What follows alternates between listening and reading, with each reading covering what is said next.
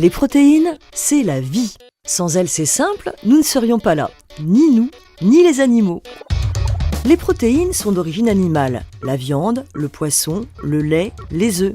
Et aussi d'origine végétale. Les céréales et les légumineuses. En France, de notre alimentation, nous consommons aujourd'hui beaucoup plus de protéines animales que végétales.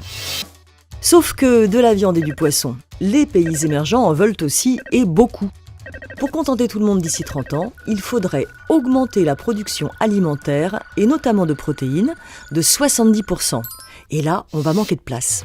Il va donc falloir augmenter notre consommation en protéines végétales. En France, on peut le faire. Il y a 45 ans, après l'embargo américain sur l'exportation du soja vers l'Europe, notre pays a construit une grande filière des huiles et protéines végétales.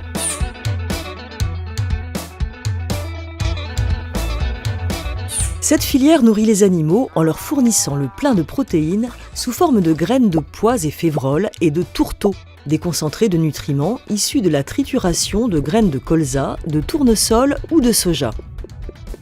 Et pour nourrir les humains, la filière produit des huiles végétales et des légumineuses de qualité, riches en protéines.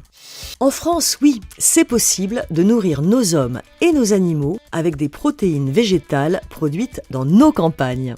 Aujourd'hui, déjà 55% des matières riches en protéines nécessaires à l'alimentation des animaux en France sont produites sur notre territoire. Notre filière travaille chaque jour pour améliorer notre indépendance alimentaire, mais aussi défendre nos emplois en région et notre exigence de qualité.